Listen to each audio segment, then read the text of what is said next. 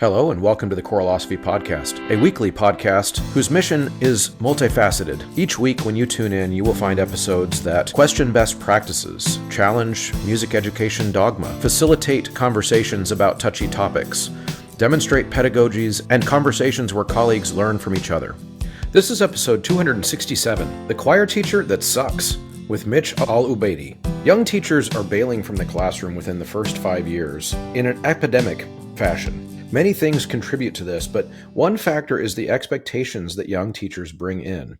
Are they always realistic? Are young teachers being fed a fairy tale about what teaching is? Mitch is a young conductor and teacher who believes in his own words that he sucks dog water at teaching. So 2 years into a new career as a music educator, he stepped out of the classroom. He made a post on Facebook recently that got my attention. He graciously agreed to be vulnerable here for me and for you, the Choralosophy audience. In this conversation, Mitch and I discussed the challenges faced by choir directors, music educators in general, particularly the feelings of inadequacy and the struggles with classroom management and student engagement. Then we explore Mitch's personal experiences teaching, his laundry list, so to speak, of all the things that he thought he was really bad at. We discuss the expectations placed on music educators and the importance of structuring effective rehearsals. I gave him my ideas, but I'm sure in the Choralosophy Facebook page, you'll have some ideas to the problems that he presented as well. The discussion, it also delves into communication strategies for giving concise directions and enhancing vocal warmups, ultimately emphasizing the shared struggles of all of us that we have when we're first starting out in this profession. So tune in, have your thinking stimulated and challenged. Maybe you'll agree with some of my suggestions for Mitch. Maybe you'll disagree. And like I said, head over to the Choralosopher's Facebook page where we can discuss those things freely in that private forum. And of course, you can go over to the Substack as well, which is a little bit of an off Facebook place to chat and leave comments and ask questions. Your music program or event deserves a platform that does it all without the extra costs. With Ludus, you get seamless ticketing, built-in marketing, powerful fundraising, and volunteer management, where volunteers can sign up, schedule shifts, and track hours with ease. Need to sell merchandise and concessions in person? Ludus Retail lets you log sales by each group, track inventory, keep everything organized. Hosting music lessons or theater camps? They have a classes feature, which makes registration and student tracking effortless. And it's free for your organization. Thousands of programs already trust Ludus because they help you focus on what matters most, the performance. If you haven't already, I really think it's time for you to ditch the bulky sight reading books, the paper, all of the things that are already in the kids' folders in your classroom because it's not customizable to what they need in the moment. Sight Reading Factory allows this and so much more, including auto-assessment for at-home assignments, no more grading them individually. They can be graded in the moment. So use the Choralosophy checkout code, Choralosophy. When you check out, it'll give you a 10% discount every time you get a membership for yourself and for all of your students, which is really, really important so they can do this at home. I'm not sure how much, if anything, out there has not gone up in price since 2020, but I know one thing that hasn't, and that is the membership to the Patreon and to the Substack to support this show. The people who are signed up over there as paid subscribers, as my thank you to them, they can get things like t-shirts from the Choralosophy.com shop. They can also get access to my Google folder of teaching materials that I've talked about on the show for over the years. And of course, they just want to help make sure that this show can continue. And one of those benefits is a shout out on the show. Shout outs for the Inner Circle and producer tiers over on Patreon. We have Brian Long, Chandler Smith, Venture Studios, David Kowalczyk, Kyle Peterson, Max Jackson, Michael Herron, Rebecca Chalk, and Stephen Kathy Kakachik. Okay. All right, everybody. I am here with Mitch Al-Ubaidi, and we're going to be talking about some strategies in the classroom, but I think the overarching conversation that I'm really interested in having with you, Mitch, is just what it is that makes us feel sometimes like we suck at being choir teachers. I was flagged down by a post that Mitch made recently on a Facebook page where you described yourself as a choir director who sucks at being a choir director. And that my ears perked up and my eyes perked up because, of course, one of the first things that I did on this show 7 years ago was put an episode out called What I Suck At. And it was designed to kind of have the same self-reflection that a lot of what the vibe of your post did, which is to acknowledge that we're not good at everything and we don't necessarily have to be good at everything. But at the same time, I know that there's a lot of choir directors, younger choir directors out there, probably in your age bracket, who are feeling this way. And I just want to process through that. So Mitch, welcome. Thank you. Thank you for having me. I'm very excited to be speaking with you. This is going to be fun. So why don't you, actually, if it's okay, let's start by just having you share some biographical information with everybody. Who are you? What do you do? Where do you do it? Give us the elevator pitch for Yeah, Mitch. Do that, so Ryan. I grew up in a small town called Amro, Wisconsin, a town of about 3,000 people, and I really felt like I was, kind of very much like my own uh, person, my own unique person in a sea of just kind of normalcy. Where I grew up, music was it was popular more like in the band world, but it wasn't popular like more so in like the choral setting. And Mm-hmm. growing up, I was always interested in music. I played guitar, I played piano, I sang in choir more so when I got to high school. When I was younger, I was involved in choir but was really more concerned about if my friends were doing choir. But as I got to high school, I was deeply inspired by my choir director when I was in high school. And he just created a really welcoming space and he really inspired me to go for music education, much like other. So I went to school at at University of Wisconsin Oshkosh for music education, and I moved 3 years ago to Madison, capital city, and I was the middle school choir director at Fort Atkinson Middle School for about 2 years. And um, yeah, that's just kind of the basic gist. I've been involved with several professional choirs, New Voices, Northeastern Wisconsin Voices in the Fox Valley area. I sang with the Madison Chamber Choir, and I currently uh, am the community choir director of Rock River Singers, a brand new choir that me and my colleagues, when I was still working in the school district, started Mm-hmm. last year. It was our last year was our first year together, and we are in year two, and next week we have our first fall concert of the year. Well, that's awesome. That's exciting. Now, here's something I wonder if you would think this is a fair framing. You are a young and hungry choral musician, music educator who would put yourself in a category of still trying to figure a lot of stuff out about yourself and about the profession. Is that fair? Yes, yes. I feel like I've Yeah. had a lot of, or I believe to have a lot of gaps in my learning. Because when I entered going to school at University of Wisconsin Oshkosh, it was at a really weird time where we had faculty that were just leaving and they had made a name for themselves at the university, and then we would start with someone new. Mm-hmm. Didn't actually start going to University of Wisconsin Oshkosh, like the main campus. I had started at University of Wisconsin Fox Valley when they were still around. So I've had a choir director every single year. I've had a new choir director every single year I've been in college. Even Oh, when I wow. transferred to the main campus, I just constantly felt like I was starting over and like trying to play catch up. I've learned a lot of different perspectives on how to teach and how to direct, but I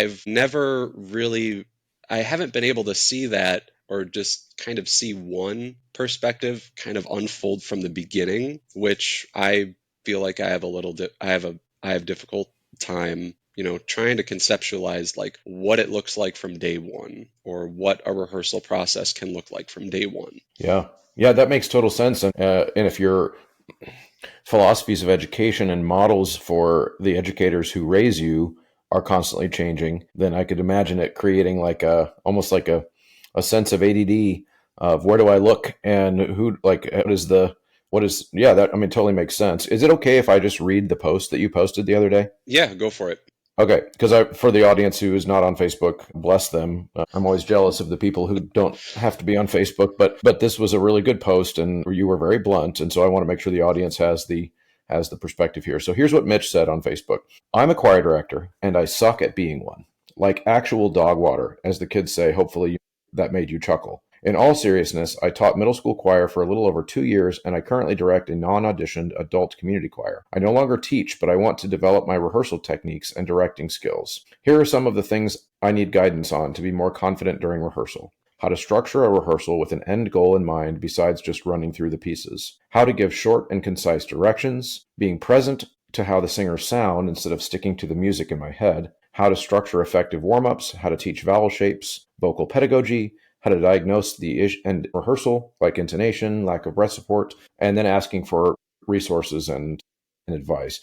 That's of course a pretty comprehensive list, because yes, those are all the things you got to get good at in order to to be good at leading a choir rehearsal for sure. So you're on the right track, because that means you're asking the right questions. Now, would you mind sharing with us, before we go too far into that, sharing with us a little bit of the story of why you're no longer teaching? That's a really good question. I resigned from teaching in October 2024. And I was just, to put it quite frankly, I was just not happy with what I was doing. And it took a lot of reflecting and a lot of thinking to make that decision to leave education. I think there were a lot of different factors involved. I had a difficult time with the students that I was teaching. Had this picture in my mind when I was like first going into teaching, and excuse me, when I was in high school, when I was in middle school.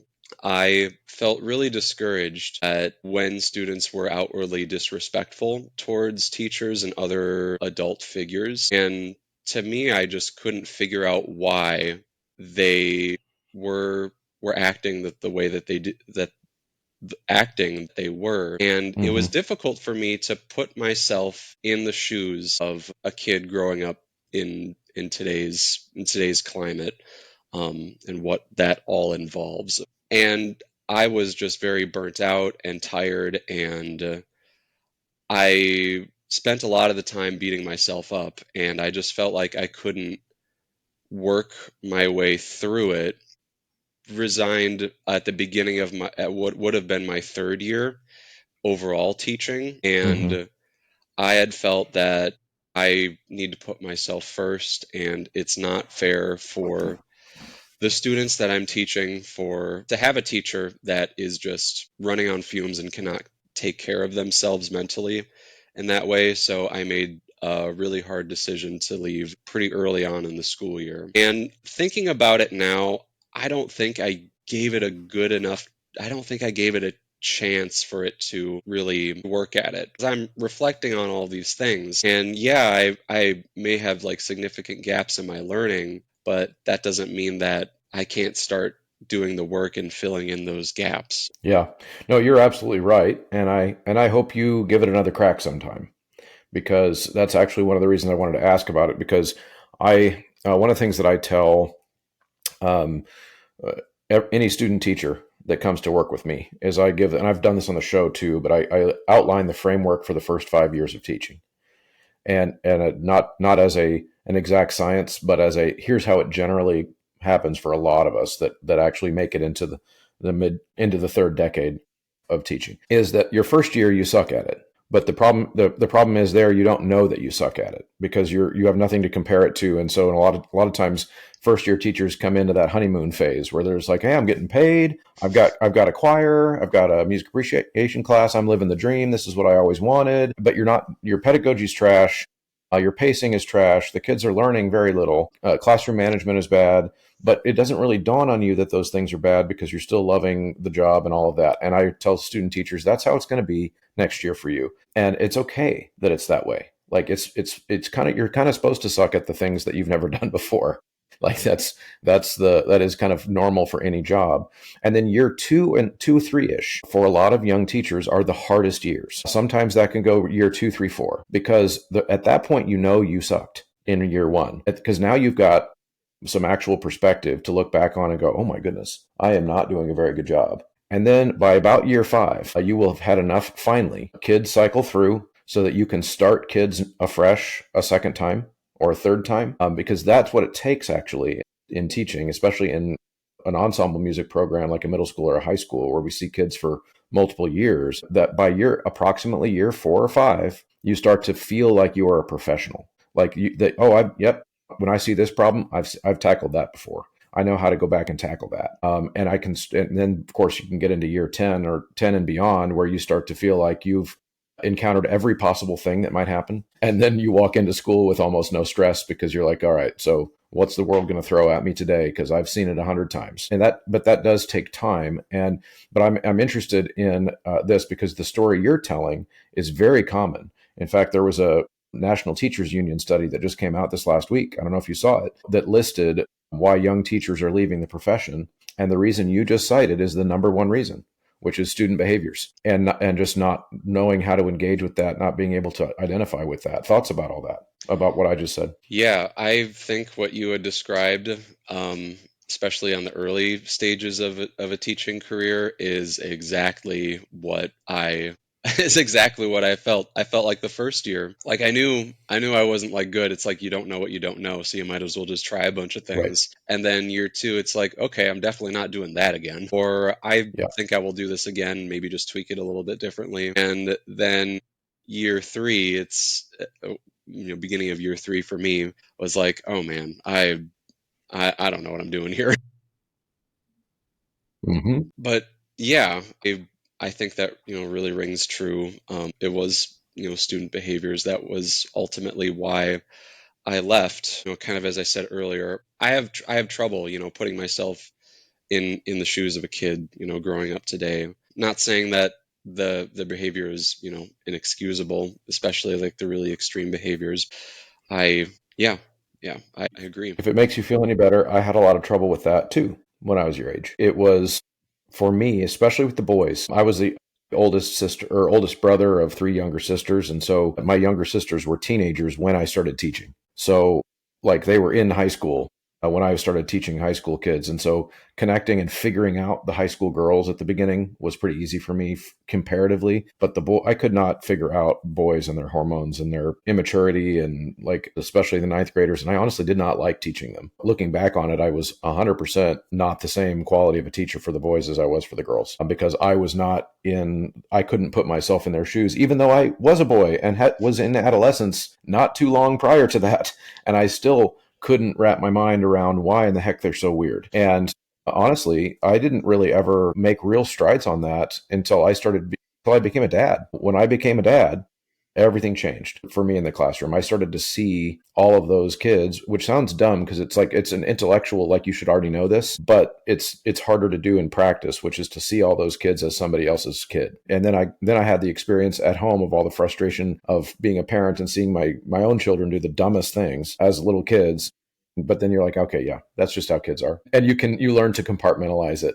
But then of course, then there's the strategies to also, which are important, which is classroom management stuff. And are we as the teacher building a structure that allows kids, even though kids are the way they are, to thrive in that structured playpen, so to speak, of the classroom? And that does take time for you to be able to do. Earlier, I was like, yep, I could totally relate. I had a lot of difficulty teaching male students. Are you a director new to the profession? Or are you a seasoned director who is in a new place? One of my favorite tips for generating interest in the program and to instill buy-in is to plan a trip. There are so many options. You can go to Orlando, you can go to Ireland, or you can perform in a parade or a theme park. You can even take the stage at Carnegie Hall in New York. Wherever you end up, not only will your current crew look forward to the trip, but younger students will count the days until it's their turn to go. If you have no idea where to start, connect with Kaleidoscope Adventures at mykatrip.com. I didn't enjoy teaching male students as much. Kind of like what you said, I couldn't, manage the hormones and the issues that they're going through. Even being a male myself, was thinking, I was just like, I can't really relate to the guys. I don't know. It's very interesting, but I felt like I maybe got just a little bit better at the beginning of year three, and uh, I started to really reflect on like which classroom procedures were working and how much like planning of procedures I need to be focusing on procedures more than content, especially in the beginning, because kids thrive in structure and they really crave that, predictability and that you're going to Hmm. have a safe environment, not necessarily just welcoming safe wise, but I know like kids are like, I know what to expect each time. Yeah, no, you're exactly right. It takes time for the teacher to get good at that structure, because if the teacher's not good at the structure, the kids won't be either, and we are the ones that have to guide them through that structure. Oh, I want to float another perspective by you, and then I want to get into your list of specific things that you want to be better at. So I recently got an email. I'm not going to say the person's name because I was not given explicit permission to do so, but he's another youngish, mid 20s, later 20s music educator who's recently left the classroom. Now, this person I have personally seen teach and seen his program, a very gifted young teacher, but also made a decision to leave the classroom, citing some of the same things that you just did. This was a listener to the show who wrote in an email, offered some really interesting insights to me to think about and to chew on related to this topic, which was just kind of a neat coincidence that it just happened to happen around the same time that I had scheduled with you, because it really got me thinking about this teachers leaving the classroom problem, because it is a national problem. It's a generational problem, and that education is really struggling, I think, to figure out what to do about, and as a profession. And one of the insights that this person wrote in, and I want to see if this rings true also with you at all. This choir teacher is also married to a math teacher. And they've had a lot of conversations in their house as a family about how math teachers, I don't think, feel this way in the same way that we do, in the sense that we feel as choir teachers, we've been raised to like have this expectation that when we walk into our classroom, all the kids' eyes will light up with passion for music. And if we are not creating like these passionate little musicians who love choir as much as we did, then we are failing them, and that we are not doing a good job. But then the math teacher knows walking in that every kid hates their class and is only there because they have to be. So the math teacher doesn't grow up with that mythology around being a math, like they don't have that expectation on themselves. They think things like, if I can get 2 or 3 kids excited about this math project, I'm winning, because I know that math kids come into a math class usually with parents who told them, oh, math was my least favorite subject, but you got to take it and got to work hard. It's not very exciting, not very fun, but you got to do it. And they kids come in with that attitude. And so the teacher walks in without that expectation of all these shining eyes, like the episode I did recently where kids have to have these shining eyes all the time. Now, it is possible to inspire large room groups full of kids, but I would say that is an advanced teaching thing.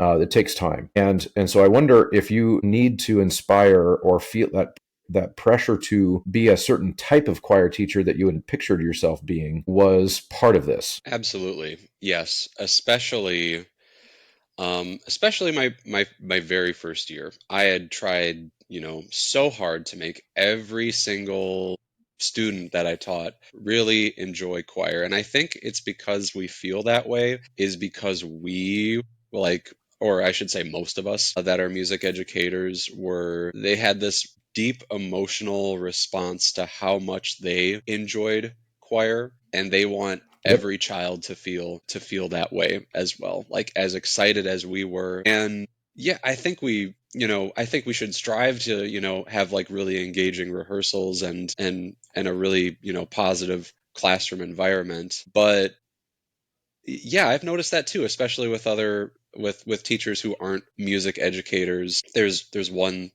teacher that I'm friends with. She's a science teacher, and I like she loves science, but she knows that not every student is going to be excited.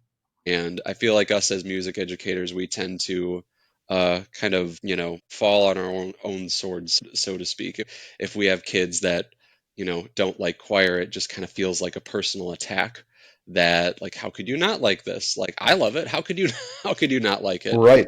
And the personal attack thing is I think dead on, Yeah. because we do take it very personally, and that is something I've struggled with my whole career too. And I'm not saying that I've even gotten over it completely, but I've just, it's a skill. Compartmentalizing certain things like this are a skill, and you get better at it over time. The more students you teach, the more you start to see it as like, well, I'm going to win over, so to speak, I'm going to win over for the art form a certain percentage of them. And I think one of the ways that I've solved this in my head to where I'm at a more of a kind of emotionally healthy place with it is that I think of it as like, well, let me put it this way.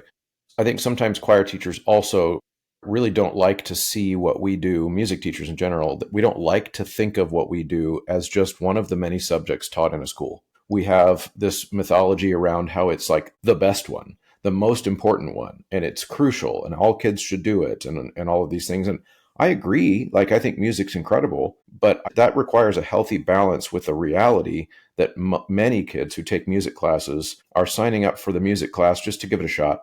They're there for the same reasons that they would sign up for club volleyball or some other thing, especially their parents. Like they're putting them in the music lesson or signing them up for the choir class, not because they're hoping to have some emotionally mountaintop experience. They're just trying one of the subjects that the school offers. And we just happen to be one of the teachers that teach one of the subjects that schools offer. Kids and parents don't have that expectation. They believe that they're being allowed to try out programs to see if they like them. And then they run into the emotionally needy choir teacher who pressures them into loving it, which is really not a good way to get kids to love it. Thoughts? Yeah, and to kind of go off of that, I think also we tend to feel that way because most often music is an elective. At least in in Wisconsin, it's required to take a music class when you're in sixth grade, and then afterwards it becomes an elective. So I think earlier Yeah, that's how on. it is for us. Oh, okay, gotcha. Mhm. Yep. But yeah, we it's an elective, so we think like they're electing to take this, so they should already, really like it or or must really want to be there. Right. When in reality, some of them do, but some of them are just trying it.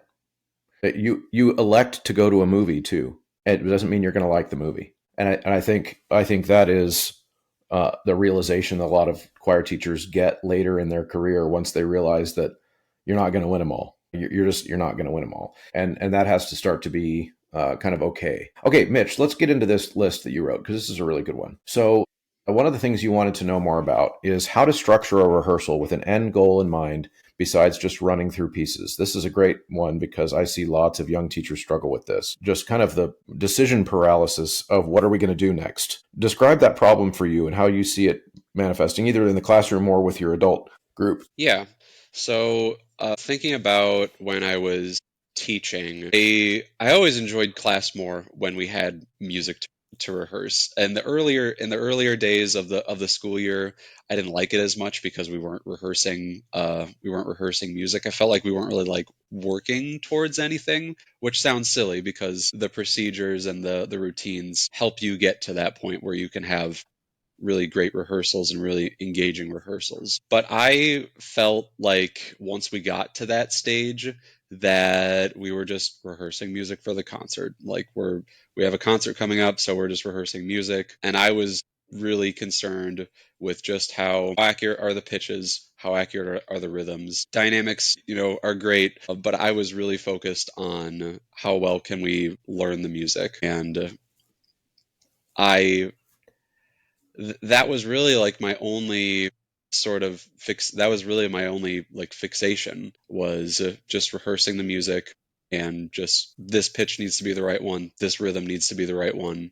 And I just really I had difficulty, kind of thinking beyond that, and I still do, especially with my community choir, because I had been in choirs where that's kind of all we did, was just really rehearse and drill pitches and rhythms. And I don't really remember all of the other spots in between, like those really musical moments. Yeah. Yeah, that's interesting. That's an interesting point. So, how many, just out of curiosity, when you were teaching, how many minutes a day did you see kids?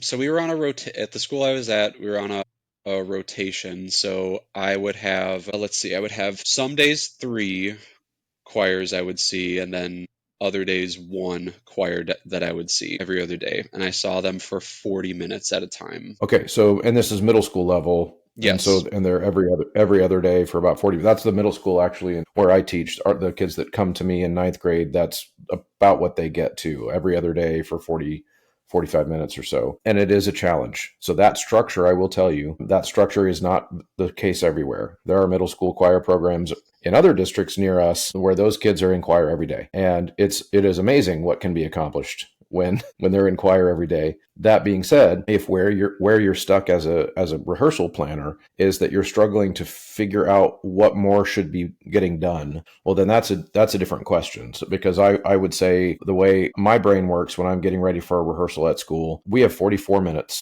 every day. And I feel like it's not even close to enough time. Like there are so many things that I want to teach, but we don't have time.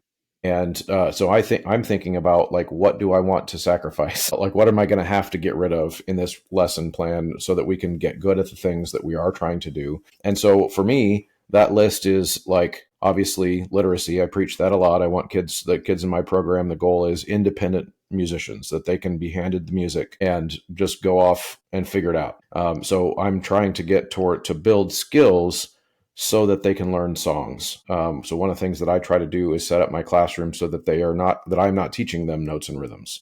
I am teaching them how to figure out what notes and rhythms sound like. And so that does occupy a good amount of the rehearsal time. And that takes care of a lot of the lesson planning as it is.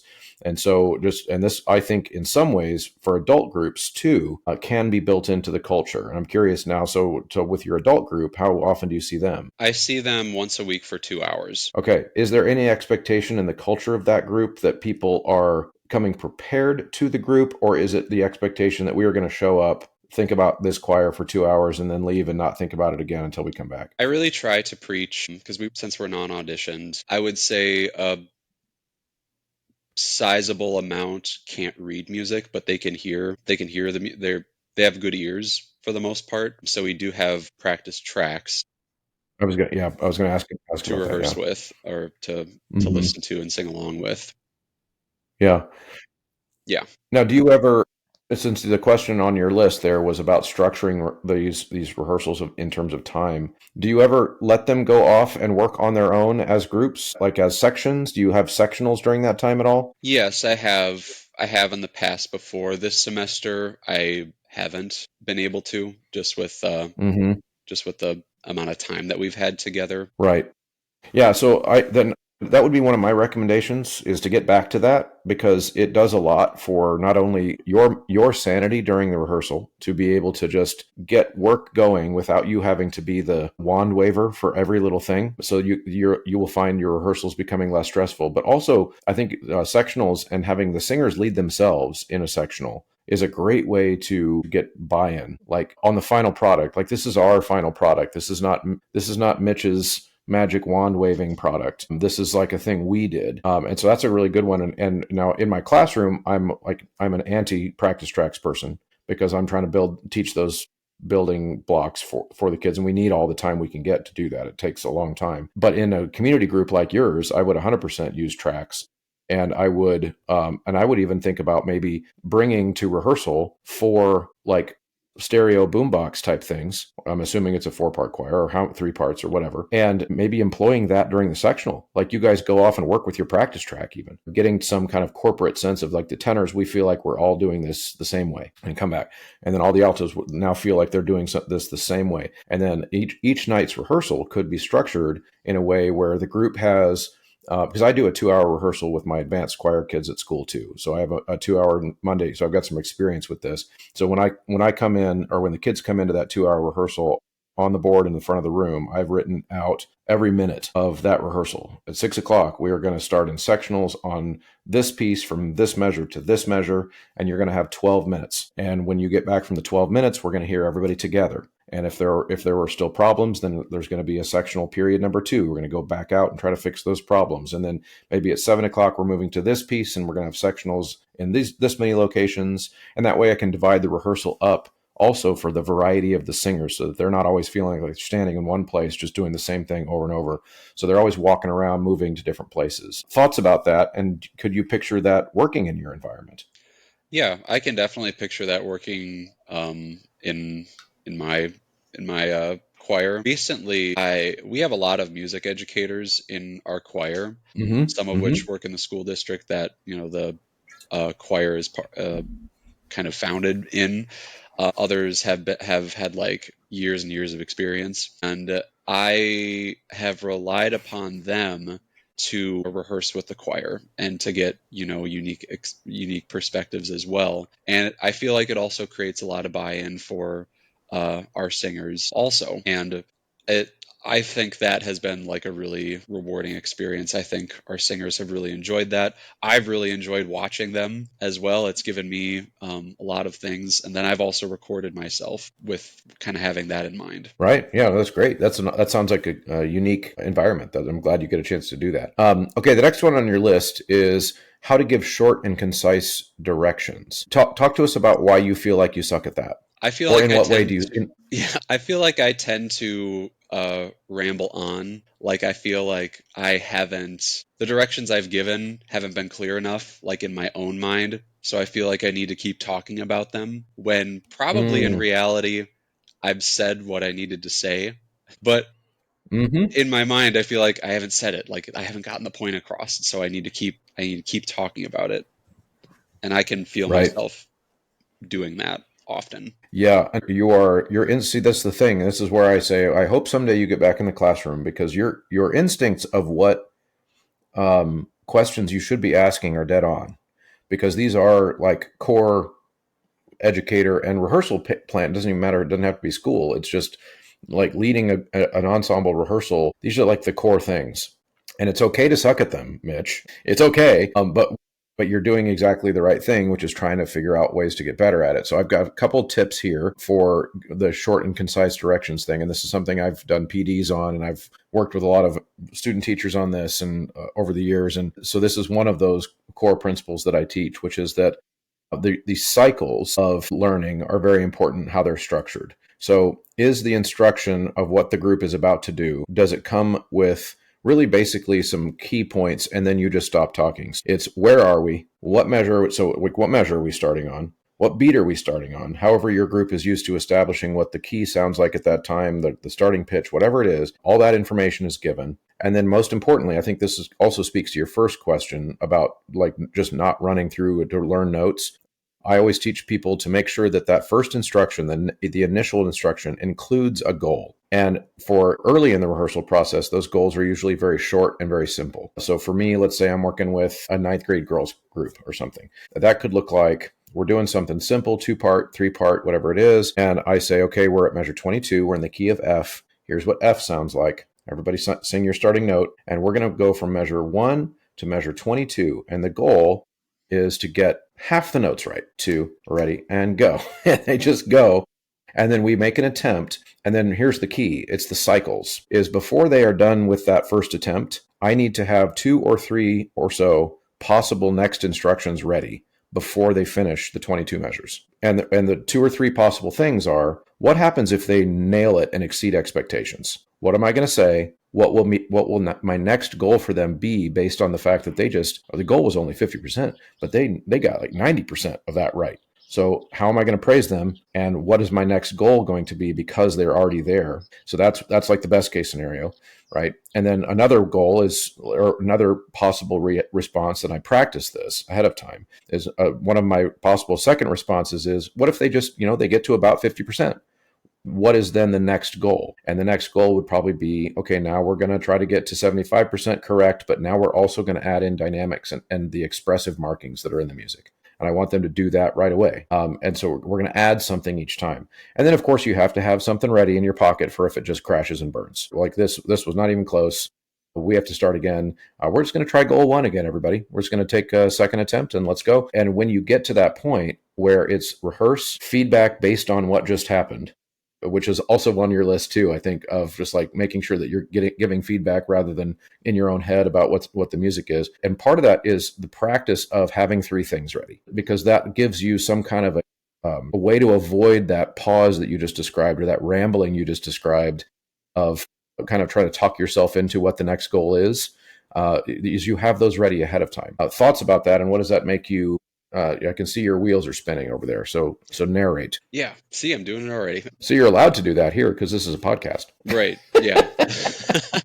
Yeah. I feel like having those 3 things, just ready to go in your back pocket would take a considerable amount of time, because let's say if it's a measure that well, thinking about it now, let's say if it's a measure where we're just having a really difficult time with the rhythm, maybe half of the group is getting the rhythm correct, the other half is performing it incorrectly. Knowing how to break that measure down and how to, build up that trouble spot would take some time to figure out like how to sequence it step by step. So I could definitely see myself doing that. It's just kind of that unknown factor of like, okay, kind of like what you had said earlier, like what am I going to have ready to go if they nail it? What am I going to have ready to go if only about 75% get it right, and what am I going to have ready to go if it just completely flops? Yeah. No, that's true. And I will say it's a lot harder work when you're younger and newer, because the reason I teach that three-point system to young teachers is because that's a good place to start. It's a manageable good place to start for a young teacher, to just have this habit of having like one thing for if it's awesome, one thing for if it's kind of okay, and one thing if it's a train wreck. Because in reality, in my head now, doing it, I've done thousands of these cycles now. And so by year 23, I'm thinking about way more than three possible things. I've got 100 possible things I could say after they stop singing, because I've encountered all these issues before. And so the example you pointed out of like, what if there's a like one particular tricky rhythm that maybe like measure that has a bunch of tricky rhythms, I would say then to you that in your score preparation for getting ready to rehearse, that you would go through the music looking for those places where that might happen and preload that problem ahead of time. So I don't know if you're a Takadimi person. I've recently become a Takadimi person. Very, very helpful, even because it can be taught in 20 minutes what most of the Takadimi syllables sound like, and adults can use them, and all that kind of stuff too. And so that can still fit into that model that I just described. So let's say you go through that portion, everything's okay except for that one measure that just kind of falls apart. Well, then that becomes your next instruction. Hey, everybody, did you notice that we didn't all agree on what was going on in measure 22? We better go back to measure 22, and let's just make the next goal is just figuring out that what are some of the tools we can use. So if it's a classroom, they're going to say things to me like, well, we could use our Takadimi, we could do count singing here, we could clap the rhythm, whatever it is. And like, okay, well, let's try that. And then that becomes the next goal. And then that leads you. It's almost like, I don't know, in your generation, did you guys have the choose your own adventure books? Yeah, we did. Yeah. This is why I can't actually plan a rehearsal. I plan like what we're going to work on in a big picture meta sense, but in terms of what measures actually get rehearsed what number of times, I don't plan that ahead of time, because I figure that out based on how they respond to that first goal of the rehearsal. And then from there, that gives me my next goal. And then from how they do to that one, well, that now leads us to another thing that we could do, almost like a choose your own adventure. And so who knows where the rehearsal is going to end up. But that's where the score prep part is so important for the young conductor, to know intimately where all the little traps and pitfalls might be. And I will say too, for you, Mitch, if that all feels like it's overwhelming and like it's a lot, it is at first, and then you get really good at it. I could see that looking in my group as form of a form of a question. I kind of did this a Mm-hmm. little bit when I was teaching. I would ask them more questions uh, rather than give them like direct feedback, and I feel like that created a lot of ownership Yes. in that rehearsal process. For example, if we were talking about a dynamic, it's like, did you like think about the dynamic that you started on measure 5? Did you grow into that dynamic? Like, did you truly start at that dynamic, or do you think it was something different? And, give people the chance to share. Or you started at this dynamic. Do you think we got to X dynamic at measure Z, so to speak? I Right. could see it Yeah. No, in that's the a form of a very lot of good strategy. questions. Yeah, that's a very good strategy. And you're right. It does lead to more buy-in from the singers. One of the phrases I like to use in that scenario is, are you guys happy with the crescendo that you just did at measure 25? Because if I'm not happy with it, they probably weren't either. And it gives them a chance to like say it. And then also it makes it so that I'm not the only one saying everything that's bad. And it gives them a chance to say, hey, we didn't really do that crescendo, did we? No, you didn't. So let's try it again. And that becomes the next goal. So yeah, those things, the question, responding with questions is very, very helpful. thing. Okay, let's do one more, and then we're just going to talk about some resources that people and yourself can go to in the future for some of the other ones. So let's talk about why you feel like your warm-ups are not effective. And I'm assuming you feel like they're not effective, or else you wouldn't have put them on the what you suck at list. Yeah, so the reason why I feel like my warm-ups aren't effective, and it kind of goes back to the first one, is we're just warm-ups as, it's just more of a procedural thing. And I have a difficulty building warm-ups that don't seem repetitive or that aren't very repetitive. I really want to focus more on skill building warm-ups. I just don't know, or I have difficulty seeing what that would look like so that they don't become monotonous and less of a routine and just more of an opportunity to build skills. Yeah, yeah. Now, did you happen to catch my warm-ups episode? I don't think so. No. Go back and check that out. That would be a good place to go. But I'll do a short summary here, just of something you might think about, because again, everything on your list, and that's one of the reasons I reached out to you originally, Mitch. Everything on your list are things that I struggled with as a young teacher and had to figure out. And so you're like nothing, and that's the one bit of feedback I wanted you to get. And I think it's better if you hear me say it like directly to you. Your list is not weird. Your list is the thing that most young conductors are not very good at first. And they are kind of, like I said before, the core skills that we have to build, and building skills takes time. And so the one about feeling like your warm-ups are just kind of mindless repetition is a very common frustration for choir teachers. It happens a lot, and choir directors. And so one of the ways I like to think of it, and again, this is hard for me to tell like people what to do here, because everybody's rehearsals are structured so differently, and the goals of everybody's rehearsals are different. And so I mentioned my 44-minute class periods, which I feel are like stupid short. And so I've had to shorten my vocal warm-up time in my class, because when earlier in my career, I got used to 54 minutes, and then our school shortened classes to 44 minutes. And I suddenly had to like figure out what 10 minutes of stuff is no longer important. And so it did result in me shortening the vocal warm-up time, and then embedding some of those vocal concepts in other parts of the class. And so what I think about for warm-ups is, one, there's got to be some goal for everything. So if I'm going to have them even sing a scale, I'm going to ask them things like what they should be feeling for, what they should be listening for. So, for example, a 5-note descending scale, almost always the kids sing the third scale degree, and the adults flat. That third degree goes flat, and so I ask them to make certain adjustments there, etc. I'm always asking them to feel for something and telling them what the goal is for each particular exercise, and that helps take care of the mindlessness problem.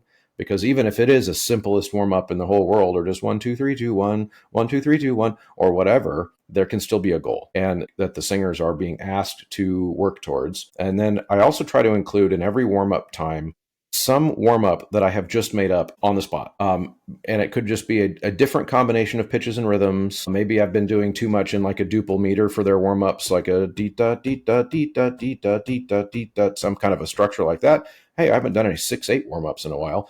Bottom bum beatum bum bottom bum beatum bum bot, and just creating some like note and rhythm pattern, because then they're developing their vocal technique through that, but they're also learning to audiate new patterns. And you can attach some of the literacy concepts during your warm-ups in that way too. So like if I do a 6/8, and I would then not tell them it's in 6/8, but I would say, what is that? What are you hearing there? What kind of warm-up is this? What meter would this be in if we did this? That sounds like 6/8. Oh, okay. So there's ways that you can embed all kinds of thinking games into your warm-ups. And then at school, I always try to embed into the warm-up some kind of solfege, music literacy, fluency part too.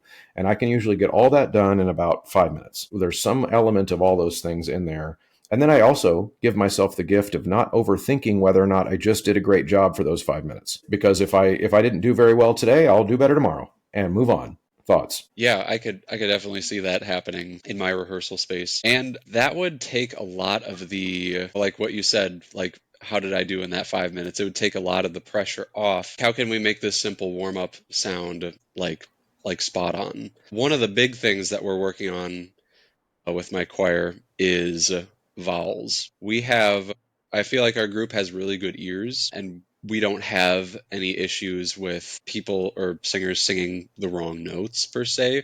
It just sounds really off because the vowels just aren't there. Everybody's all over the place. So one of the things that I could really see is, working on the really like simple warm-ups, but just having a lot of work on vowels. Yes, absolutely. How do you teach vowels was on your list too. How do you currently teach vowels? What is your go-to instructional method for getting them to understand how to do a vowel correctly? Yeah, so vowels, I like to demonstrate the vowels, and I have them repeat it back, like say and then just and then do it in an incorrect way, say and then they do it and then they do it back.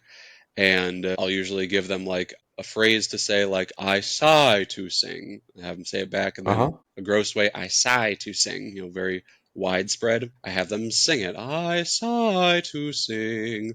And they sing it back, and then they sing it in a gross way. And I'll usually ask them, like, what did you notice about the two different ways that you said or sang that exercise? And then they'll usually say one sounds very tall or it sounds very deep.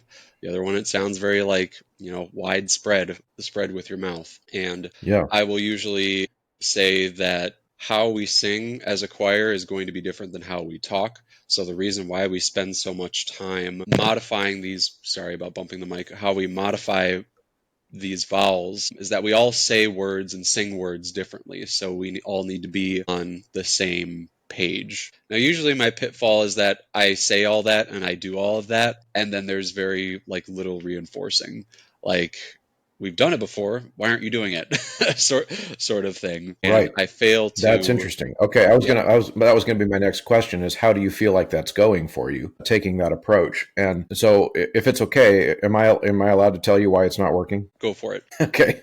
So I would say I say all those things too. Like, that for the most part, I say all those things to my groups. But the one thing you're missing is teaching them the anatomy of the vowel in such a way that they can fix it on their own later. That's number one. And then also the biggest issue with the kind of modeling the vowel and having them model it back to you kind of thing is that they can hear you very, very differently than they hear themselves. So it can lead to a false sense of them getting it. So, for example, if you say sigh, I sigh, they hear a very different version of your sound than you do. And then when they do it back to you, vice versa occurs. And so it's almost like two different people speaking two different languages back and forth at each other. The problem is no one knows that their language is not shared. And so it leads to a bunch of false senses of security. So one of the things that's really important, and I bet you could revolutionize, and if you're not already kind of used to doing it, is having recording and quick playback devices in your rehearsal spaces at all times. Is if there is a problematic vowel, we're going to sing that part. We're going to play it. We're going to listen back, and we're going to play it back right away in real time. Because then they need to hear it the way, not through their own ears. They need to hear it from an external source of what they really sound like versus what they think they sound like. And at first, they're going to be very sensitive to that. They will cringe. They will not feel good about things at first, but then they actually do get desensitized to that, and they kind of learn to crave that feedback of like, okay, what does it really sound like, so that we can make adjustments. So that's number one. Number two would be the anatomy of the vowel thing is missing.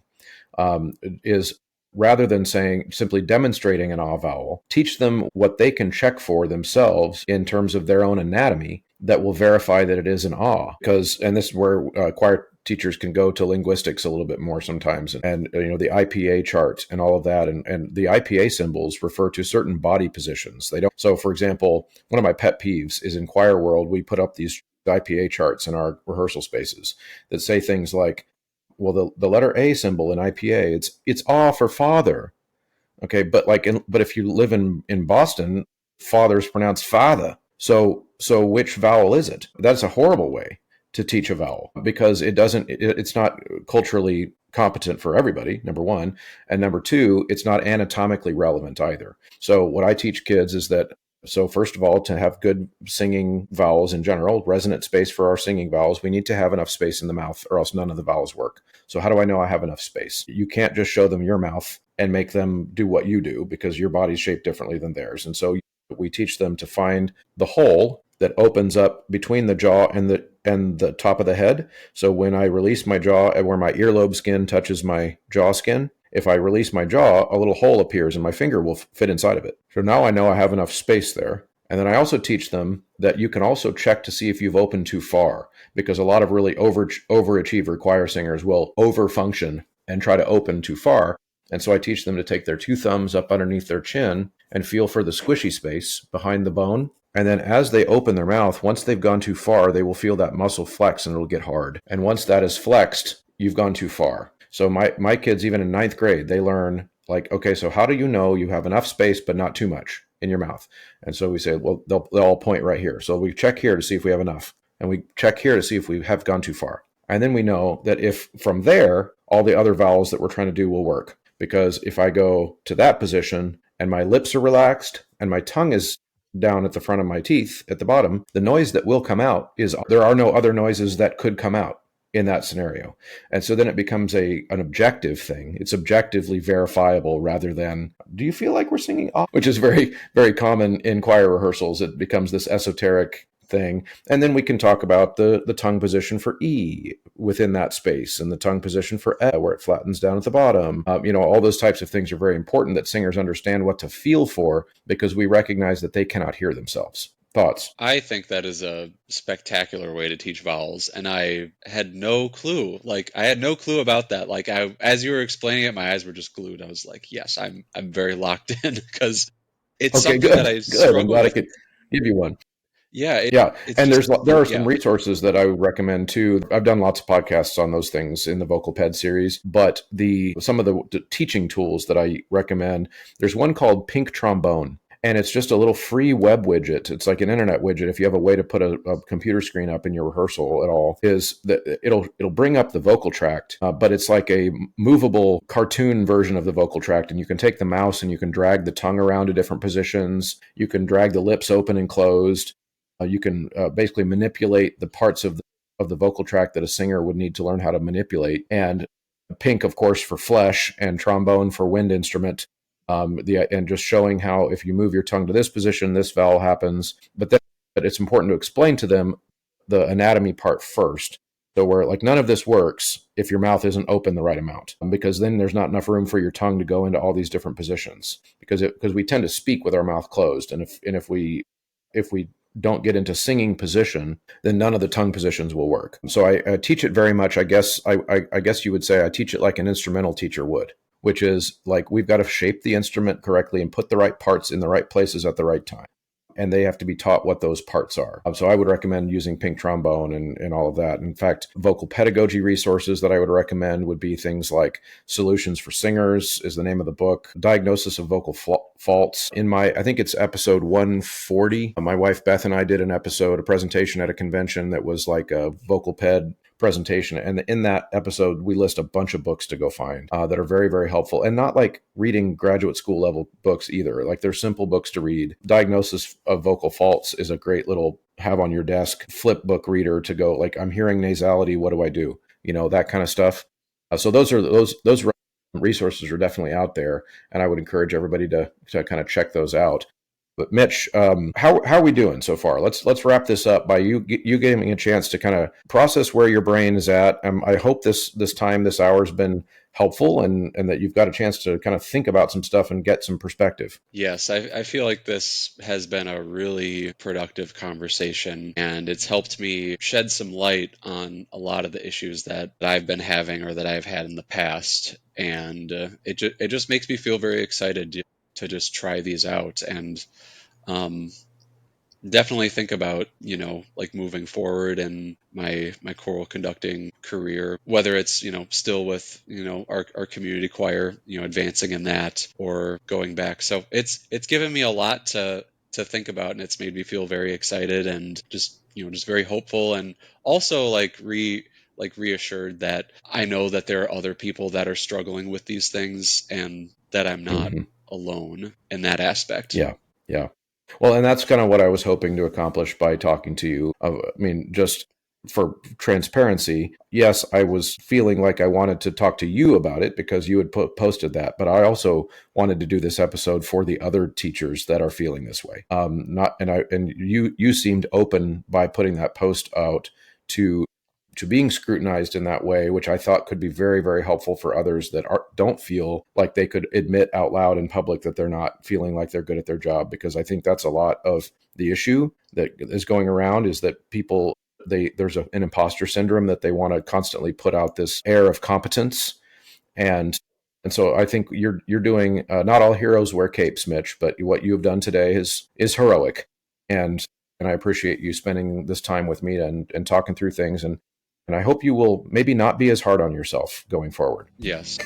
Easier said than done, but I know. baby I know. steps, baby steps at a time. I know. Well, thank you so much, Mitch, for hanging out with me.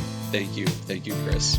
Thank you so much for sticking around to the end of a conversation. If you are still hearing my voice, that means you're one of the MVPs, one of the diehards, one of the real ones, as the kids say. So if you are willing on the way out to check out a few different ways that you can help me continue to make this show high quality. One, use the promo code. That's the biggest one at Sight Reading Factory, at mymusicfolders.com, at mychoirropes.com, at graphitepublishing.com, and endeavormusicpublishing.com. All of those take the Choralosophy checkout code. And of course, now the newest one is 3-Minute Theory. You can get a 15% discount when you enter Choralosophy at checkout there. And of course, going to Apple Podcasts and leaving a positive review is very helpful there, and sharing the episodes to your colleagues in real life and on social media. All of those things are incredibly helpful and allow me to continue to create this resource for you. Thank you so much for tuning in. We'll see you next time.